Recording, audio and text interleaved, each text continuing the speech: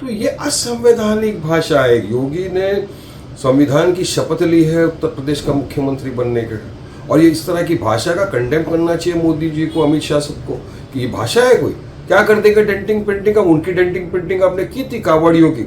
हम तो किसी की यात्रा के खिलाफ नहीं है। वो निकले थे, दुकानों को तोड़ फोड़ किया, चश्मे की दुकान तोड़ा, रेस्टोरेंट को तोड़ा, गाड़ियों की तोड़ फोड़ की, उसकी डेंटिंग पेंटिंग नहीं किया आपने। उनके ऊपर तो फूलों की मालाएं बरसाई ना। और आप कब से गैरेज खोल दिए, मैकेनिक बन गए क्या?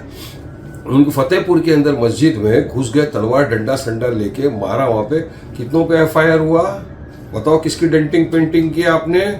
किसी के नहीं। गिरिराज ने फेसबुक पर डाला आई लव मोहम्मद सल्लल्लाहु अलैहि वसल्लम का पोस्ट किया कि उनकी भी डेंटिंग पेंटिंग करेंगे। तो ये सिर्फ एक ही समुदाय को टारगेट किया जा रहा है। ये एक षड्यंत्र के तरीके लोग कर रहे हैं। पहले उकसाते हैं, उसके बाद जब मुसलमान आता है संवैधानिक तौर से प्रोटेस्ट करने तो उसको लाठियां मारी जाती है, केसेस बुक करते हैं और बुलडोजर चल रहा है। आई लव मोहम्मद सल्लल्लाहु अलैहि वसल्लम बोलना हर मुसलमान का फर्ज है। जब तक वो ला इलाहा इल्लल्लाह मुहम्मदुर रसूलुल्लाह सल्लल्लाहु अलैहि वसल्लम नहीं बोलेगा, आई लव मोहम्मद सल्लल्लाहु अलैहि वसल्लम, तब तक तो मुसलमान ही नहीं है। और संविधान का आर्टिकल 25 इस बात की इजाजत देता है, राइट टू प्रैक्टिस रिलीजन। ये पढ़ते नहीं है, इसलिए इस तरह की बकवासबाजी करते हैं। महाराष्ट्र में भी यही कर दिया आपने। महाराष्ट्र में क्या किया? इच्छालकरण जी अहमदनगर के यहाँ पे आपने रस्ते पे लिख दिया, रंगोली से लिख दिया आपने। देखो मुसलमान हर चीज़ बर्दाश्त करेगा, मतलब अपने हुजूर की शान में गुस्ताखी किसी कीमत पे बर्दाश्त नहीं करेगा। आप बेहुरमती कर रहे हो नाम की। तो हम तो महाराष्ट्र के मुख्यमंत्री से भी निवेदन कर रहे हैं आपके माध्यम से कि आपको फौरी तौर से उनको अरेस्ट करना चाहिए। आपने एक एफआईआर किया, एक को अरेस्ट किया, उसको भी छोड़ दिया, दूसरा तो अब तक अरेस्ट भी नहीं हुआ मेरी जानकारी के हिसाब से। तो अब तो जब तक आप सख्त कार्रवाई नहीं करोगे, सख्त सजा इनको नहीं दोगे, तो ये तो महाराष्ट्र राज्य का वातावरण खराब करने वाली बात हो रही। हमको तो लग रहा है कि महाराष्ट्र के मुख्यमंत्री भी मिले हुए हैं इसके अंदर, ठीक है बेटा तुम लोग जाओ, और जब कोई मुसलमान आएंगे रुकने या प्रोटेस्ट करेंगे संवैधानिक तौर से, तो हम उन पर लाठी बरसाएंगे। और यहाँ पे 35 लोग पे एफआईआर कर दिया है इन लोगों ने। तो किस दिशा में लेकर जा रहे हैं ये लोग महाराष्ट्र राज्य को? ये सबसे पहले मैच ही क्यों खेलना? इंडिया पाकिस्तान का मैच क्यों खेलना होना चाहिए? हम तो पहले दिन से बोल रहे हैं ना, पाकिस्तान आतंकवाद को बढ़ावा देता है, भारत उसके आतंकवाद का शिकार बन चुका है। हम 26/11 देखा, हमने पुलवामा देखा, पहलगाम में किस तरह से उन्होंने घुस के बेगुनाह बेकसूर पर्यटकों को नाम पूछकर मजहब के नाम पे बीवी बच्चों के सामने मार दिया। ये नहीं दिखता कि किसी को हम बोल रहे थे, सिर्फ क्या चुनिंदा रुपयों के लिए बीसीसीआई ने ये मैच खिलवाया है। मैं तो बोलता हूँ वारिस पठान थूकता है ऐसे पैसों पे जहाँ मेरे देश की मान मर्यादा और इमोशन का सवाल आ जाए। इनको शर्म नहीं है? इनको चेहरे नहीं याद है हमारी मासूम बहनों के जिनके सुहाग उजाड़ दिए पाकिस्तानी आतंकवादियों ने? ये मैच देख रहे थे, चिल्ला पुकार हा वोट कर रहे, कांग्रेचुलेशन कर रहे थे। शर्म आनी चाहिए ऐसे लोगों को। रहा सवाल कब का, तो खेलना ही नहीं चाहिए था। पहली बात तो ये, तो कब तो दूसरी दूर की बात हो गई। सरासर गलत बात है। जब देश आज़ाद हो रहा था, कहाँ था आरएसएस? 52 साल तक हमारे झंडे का अपमान किया, हमारे तिरंगे का अपमान किया। इनके लिए तो अब शगुन था, इनके लिए तो भगवा कलर शगुन था।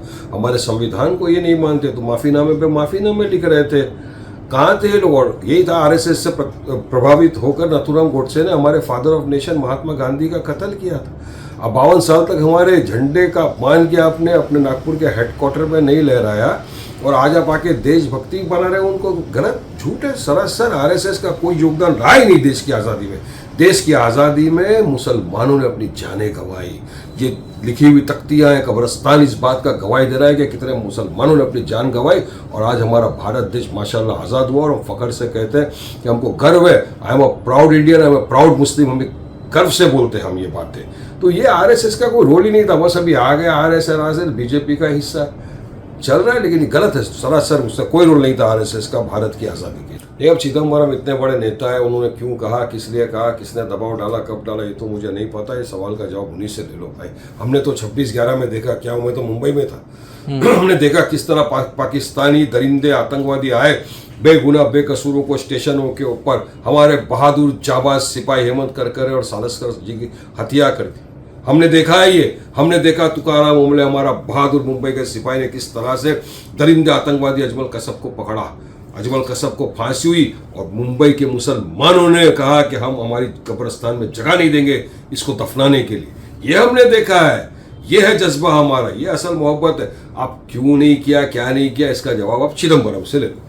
देखिए, all India Muslim personal law board ने वक्फ का काला कानून जो भाजपा की सरकार लाई उसके खिलाफ पहले कहा था कि हम पीसफुल प्रोटेस्ट करेंगे, संवैधानिक तौर से प्रोटेस्ट करेंगे, और वो प्रोटेस्ट जारी था, बीच में रुका, और अभी 3 तारीख को होने वाला था वो प्रोटेस्ट। मगर अब मुस्लिम पर्सनल लॉ बोर्ड ने लेटर निकाल के कहा है कि क्योंकि हमारे हिंदू भाइयों का फेस्टिवल है, उसी दिन सबका त्यौहार है, तो सबके कुछ ये ना हो, किसी को तकलीफ ना हो, सब प्यार मोहब्बत से रहे, तो उन्होंने एक फैसला लिया कि ये प्रोटेस्ट जो 3 तारीख को होना था उसको पोस्टपोन किया।